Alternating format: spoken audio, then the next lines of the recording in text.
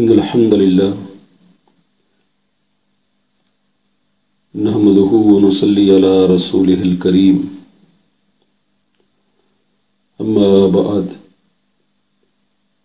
فأعوذ بالله السميع العليم من الشيطان الرجيم بسم الله الرحمن الرحيم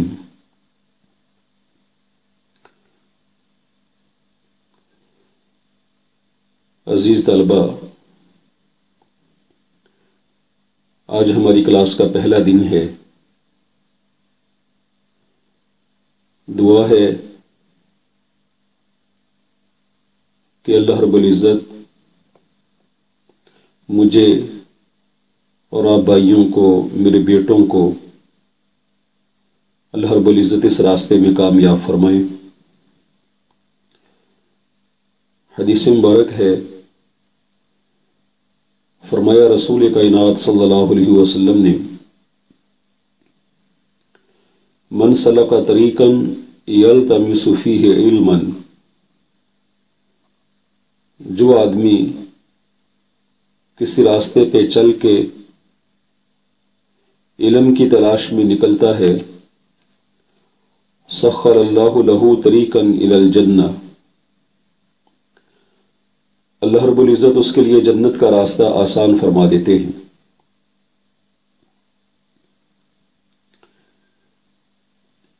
تو یقیناً جو میرے طالب علم بھائی یہاں پڑھنے کے لیے تشریف لائے ہیں، وہ یہ سمجھ لیں کہ وہ جنت کے راستے پر چل رہے ہیں۔ اسی راستے پہ اللہ رب العزت ان کے لیے جنت کا راستہ آسان فرما دیں گے۔ ہمارے حدیث کے سلیبس میں جو کتاب پہلے سال کے نصاب میں شامل ہے وہ ہے بلوغ المرام من ادلۃ الاحکام۔ یہ حدیث کی ایک مختصر اور انتہائی جامع کتاب ہے۔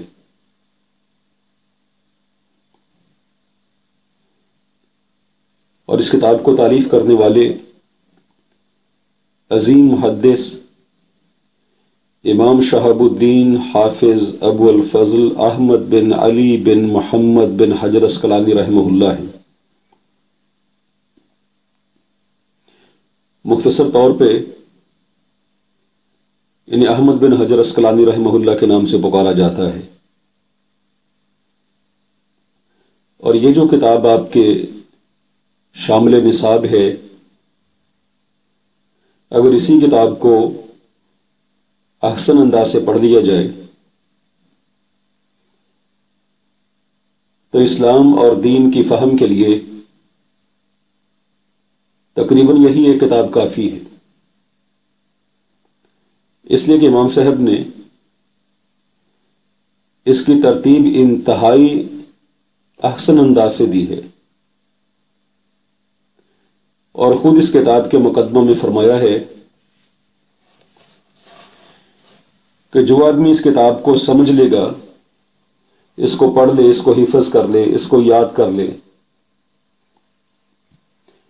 اگر وہ طالب علم ہے تو طالب علموں کے اندر علم میں ممتاز نظر آئے گا، اگر وہ عالم دین ہے تو علماء کے اندر ممتاز نظر آئے گا۔ آج ہم اس کتاب کا مقدمہ ہی پڑھیں گے، اس لیے کہ کسی بھی کتاب کا مقدمہ در حقیقت اس کتاب میں داخل ہونے کے لیے ایک دروازہ ہوتا ہے۔ کتاب کو سمجھنے کے لیے انتہائی ضروری باتیں مؤلف کتاب کے مقدموں میں درج کر دیتے ہیں، اور بلوغ المرام اس کے مقدمہ میں امام صاحب نے خاص وہ اصطلاحات جو ہیں یہاں نقل کی ہیں، جنہیں آگے احادیث کو نقل کرنے کے بعد امام صاحب استعمال فرماتے ہیں۔ آپ نے آج ان اصطلاحات کو خوب اچھی طرح سے سمجھ لینا ہے اور ان کو یاد کر لینا ہے، اس لیے آئندہ کتاب کے سمجھنے میں یہ چیزیں انتہائی معاون ثابت ہوں گی۔ آئیے پڑھتے ہیں، کتاب کا مقدمہ نکال لیجئے۔ بسم اللہ الرحمن الرحیم۔ الحمدللہ، تمام تعریفیں اللہ کے لیے ہیں، علی نعمہ الظاہرات والباطنات قدیما وحدیثا، اس کی ظاہری اور باطنی نعمتوں پر، قدیما وحدیثا، پرانی اور نئی نعمتوں پر۔ تمام تعریفیں اللہ کے لیے ہیں، اس کی ظاہری، باطنی، پرانی اور نئی نعمتوں پر۔ ظاہری نعمتیں جو ہمیں بظاہر نظر آتی ہیں، باطنی نعمتیں جو ہمیں نظر نہیں آتی، لیکن ہمارا وجود ان نعمتوں کا مرکز بنا ہوا ہے۔ قدیماً، وہ پرانی نعمتیں جو زمانہ ماضی میں ہم پر برستی رہیں، وہ حدیثاً، اور نئی نعمتیں جن کا ظہور ہم اس وقت دیکھ رہے۔ یہ بھی اللہ رب العزت کی ایک بہت بڑی نعمت ہے کہ آج ہم اس کلاس کے اندر جمع ہوئے،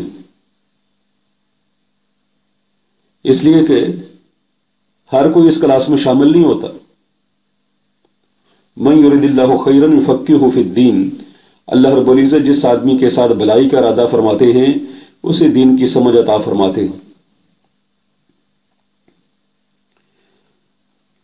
والصلاۃ والسلام علی نبیہ ورسولہ محمد وآلہ وصحبہ، اور درود و سلام ہوں اس کے نبی اور اس کے رسول محمد صلی اللہ علیہ وسلم پر اور ان کی آل پر، وصحبہ الذین ساروا فی نصرۃ دینہ سیرا حثیثا، اور آپ صلی اللہ علیہ وسلم کے اصحاب پر، الذین ساروا، جو چلے، جنہوں نے سفر کیا، فی نصرۃ دینہ، اس کے دین کی مدد میں، اس کے دین کی تائید میں، اس کے دین کی نصرت میں، سیرن حسیسا، بہت تیزی کے ساتھ۔ مکمل جملے کا ترجمہ یوں بنے گا، وَصَحْبِهِ الَّذِينَ سَارُوا فِي نُصْرَةِ دِينِهِ سَيْرًا حَسِيسًا، اور آپ صلی اللہ علیہ وسلم کے اصحاب پر جو آپ کے دین کی مدد میں بہت تیز چلے۔ وَعَلَىٰ أَتْبَاعِهِمُ الَّذِينَ وَرِثُوا الْعِلْمَ، اور ان کے متبعین پر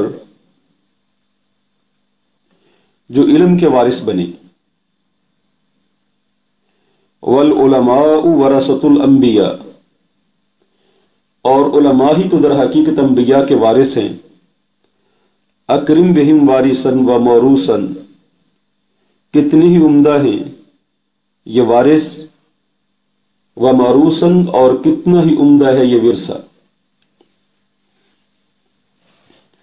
اس لیے کہ انبیاء کرام جب اس دنیا سے گئے، وہ اپنے پیچھے درہم و دینار چھوڑ کے نہیں گئے۔ دنیا کا مال و زر، زمینیں، جائیدادیں، کوٹھیاں، بنگلے، یہ چیزیں انبیاء چھوڑ کے نہیں جاتے، یہ ان کی وراثت نہیں ہوتی۔ ان کی وراثت ہوتی ہے علم، دین، اور علماء ہی در حقیقت اس علم کے، اس دین کے وارث بنتے ہیں۔ اس لیے امام صاحب فرماتے ہیں، اکرم بہم وارثاً، یہ کتنا ہی عمدہ وارث ہیں، یقیناً ان کی عمدگی بہت ہی احسن ہے، اس لیے کہ انبیاء کے وارث ہیں، اور کتنا ہی عمدہ یہ ورثہ ہے کہ یہ وہ ورثہ ہے جو انبیاء نے چھوڑا ہے۔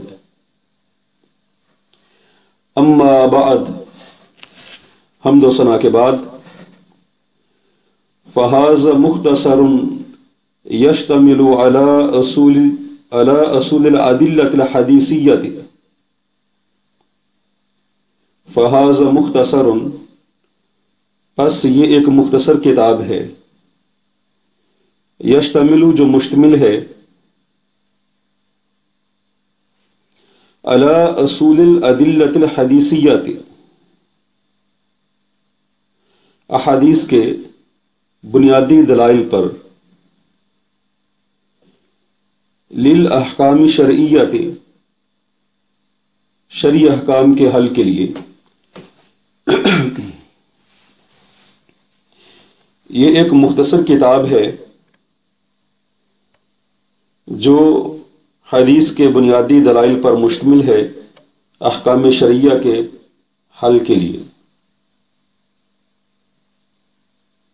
یعنی اس کتاب کے اندر کیا ہے؟ بنیادی احادیث ہیں،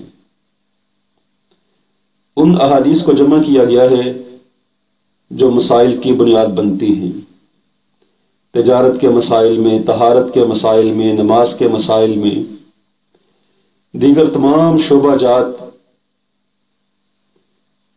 ان مسائل میں بنیادی حیثیت رکھتی ہیں۔ کس لیے؟ للاحکام الشرعیۃ، تاکہ شرعی احکام کو حل کیا جا سکے۔ امام صاحب فرماتے ہیں حررتہ تحریرا بالغا، میں نے اسے انتہائی واضح تحریر میں لکھ دیا ہے، لیسیر من یحفظہ من بین اقرانہ نابغا، تاکہ ہو جائے، لیسیرا تاکہ ہو جائے، یسیرہ کے شروع میں جو لام ہے اس کا مطلب ہے تاکہ، لی تاکہ یسیرہ ہو جائے، من یحفظہ وہ آدمی جو اسے یاد کرے، اسے حفظ کرے، من بین اقرانہ اپنے ساتھیوں کے مابین، نابغن ممتاز، وَيَسْتَعِينَ بِهِ الطَّالِبُ الْمُبْتَدِئ اور ابتدائی طالب علم وہ بھی اس سے مدد حاصل کرے، وَلَا يَسْتَغْنِي عَنْهُ الرَّاغِبُ الْمُنْتَهِي اور انتہائی شوق رکھنے والا انسان وہ بھی اس سے مستغنی نہ ہو سکے، وہ بھی اس سے بے پرواہ نہ ہو سکے، اس کو بھی اس کی احتیاج ضرورت رہے۔ امام صاحب فرماتے ہیں کہ میں نے اس کتاب کو انتہائی واضح انداز میں لکھ دیا ہے، اس میں کوئی ابہام نہیں، بنیادی احادیث اس کے اندر اکٹھی کر دی ہیں، اور جو بندہ بھی اس کو یاد کر لے گا، اس کو حفظ کر لے گا، وہ اپنے ساتھیوں کے مابین ممتاز نظر آئے گا۔ ابتدائی طالب علم دینی علوم کی فہم کے لیے اس سے مدد لے سکتا ہے، اور یہ نہیں کہ انتہائی جو طالب علم ہے، انتہائی شوق رکھنے والا عالم دین، وہ اس سے مستغنی ہو سکے، نہیں، اس کو بھی اس کی احتیاج و ضرورت باقی رہے گی۔ وَقَدْ بَيَّنْتُ عَقِبَ كُلِّ حَدِيثٍ مَنْ أَخْرَجَهُ مِنَ الْأَئِمَّةِ اور میں نے ہر حدیث کے بعد یہ بیان کر دیا ہے، وَقَدْ بَيَّنْتُ اور میں نے بیان کر دیا ہے، عقیبہ بعد، پیچھے، کل حدیث ہر حدیث کے، میں نے ہر حدیث کے بعد یہ بیان کر دیا ہے، من اخرجہ من الائمۃ جن آئمہ حضرات نے اس حدیث کو نقل کیا ہے، میں نے ہر حدیث کے بعد اس محدث کا نام بھی ذکر کر دیا ہے جس نے اس حدیث کو اپنی کتاب کے اندر نقل کیا ہے۔ کس لیے؟ لِإِرَادَةِ نُصْحِ الْأُمَّةِ، امت کی خیر خواہی کی غرض سے۔ فَالْمُرَادُ بِالسَّبْعَةِ، پس مراد ہے سبعہ سے۔ آئیے یہ خاص اصطلاحات جو امام صاحب نے نقل فرمائی ہیں ان کو یاد کرنا ہے۔ آگے احادیث میں آپ یہ توجہ فرمائیں گے، نوٹ کریں گے کہ امام صاحب حدیث درج کرنے کے بعد لکھتے ہیں اخرجہ السبعۃ، اسے ساتوں نے نقل کیا ہے۔ بھئی کون سے سات نقل کرنے والے ہیں؟ رواہ الثلاثہ، اسے تین نے نقل کیا ہے۔ بھئی کون وہ تین ہیں؟ آئیے مقدمہ میں اس کی وضاحت ہے، اس کو سمجھ لیجئے۔ فرمایا فالمراد بالسبعۃ، پس سبعہ سے مراد احمد والبخاری ومسلم وابو داود والنسائی والترمذی وابن ماجہ، ساتوں سے مراد ہے امام احمد، امام بخاری، امام مسلم، امام ابو داود، امام نسائی، امام ترمذی اور امام ابن ماجہ۔ تو جس حدیث کے آخر میں بھی یہ درج ہوگا اخرجہ السبعۃ یا رواہ السبعۃ، تو مراد اس سے یہ ہے کہ ان سات محدثین کرام نے اپنی اپنی کتابوں میں اس حدیث کو نقل کیا ہے۔ وبالستۃ، اور چھ سے مراد کیا ہے؟ من عدا احمد،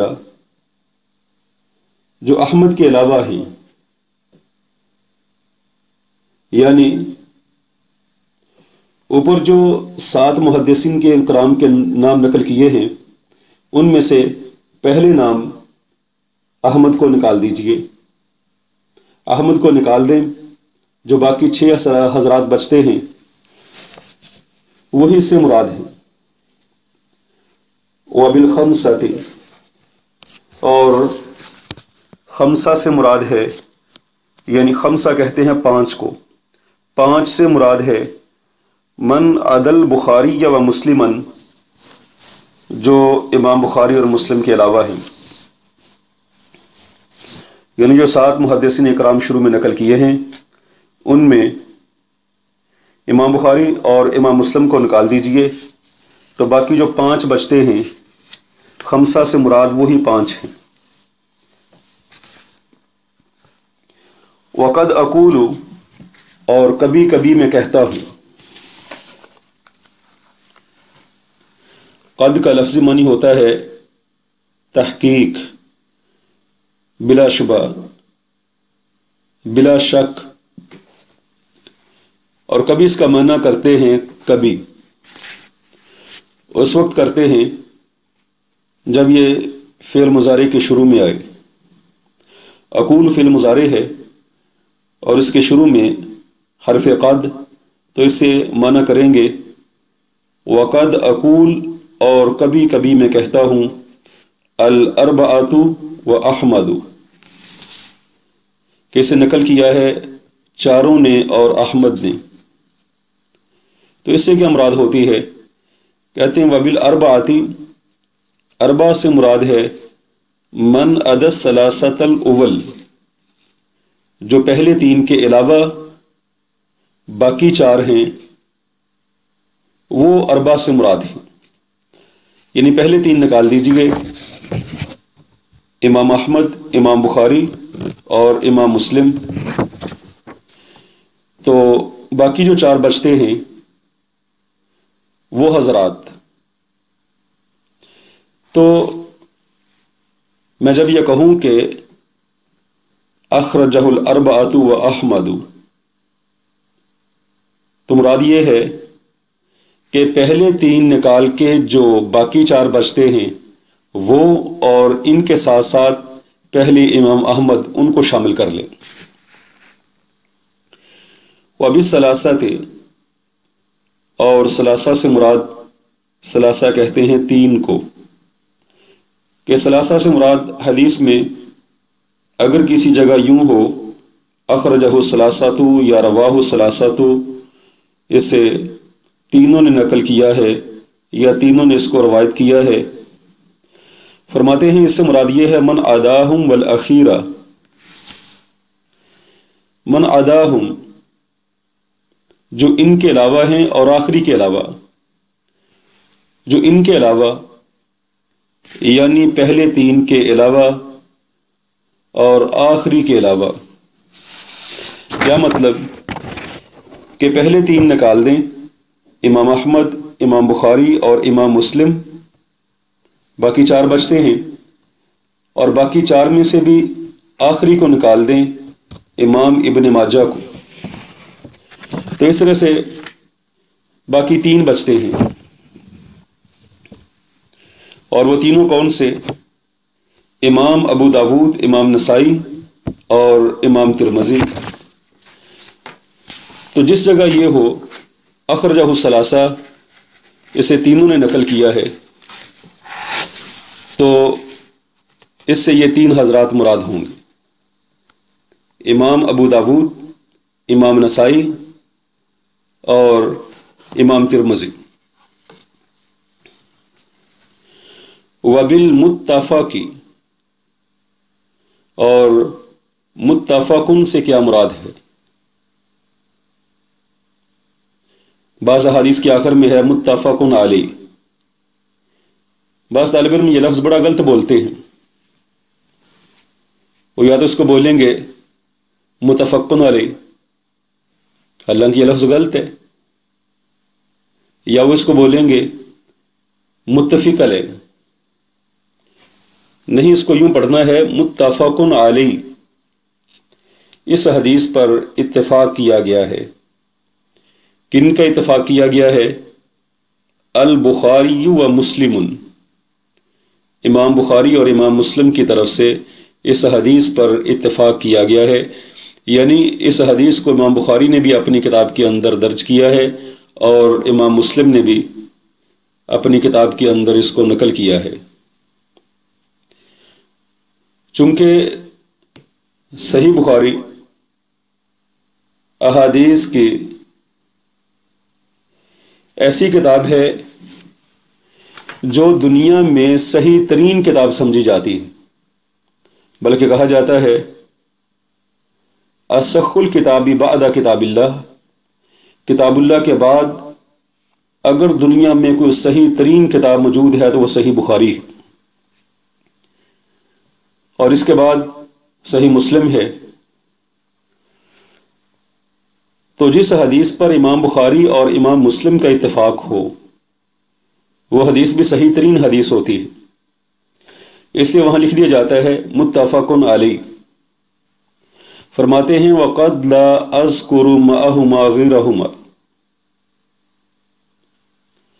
اور کبھی میں ان دونوں کے ساتھ ان کے علاوہ کا ذکر چھوڑ دیتا ہوں۔ وَقَدْ لَا أَذْكُرُ، اور کبھی میں نہیں ذکر کرتا مَعَهُمَا، ان دونوں کے ساتھ غَيْرَهُمَا، ان کے علاوہ دیگر ائمہ حدیث کا، دیگر محدثین کرام کا۔ کیوں؟ اس لیے کہ جو حدیث متفقن علیہ ہے اس کی صحت میں کسی قسم کا کوئی شک و شبہ نہیں رہتا، اور باقی محدثین کا نام ذکر کرنے کی ضرورت بھی نہیں رہتی۔ اور فرماتے ہیں وما ادا ذالک، اور جو اس کے علاوہ ہے فہو مبین، تو وہ بالکل واضح ہے، یعنی ان صورتوں کے علاوہ جو میں نے ذکر کی ہیں، سبعہ سے کیا مراد ہے، ستہ سے کیا مراد ہے، خمسہ سے، اربعہ سے، ثلاثہ سے، متفقن علیہ سے، یہ جو 7 محدثین کرام ہیں ان کے علاوہ باقی محدثین کرام کا نام لیتے ہوئے میں بالکل واضح ان کا نام ذکر کر دیتا ہوں، یعنی یوں کہہ دیتا ہوں اخرجہ ابن ابی شیبہ وصححہ ابن خزیمہ تھا، یعنی دیگر محدثین کرام کا میں ساتھ ساتھ نام لے دوں گا.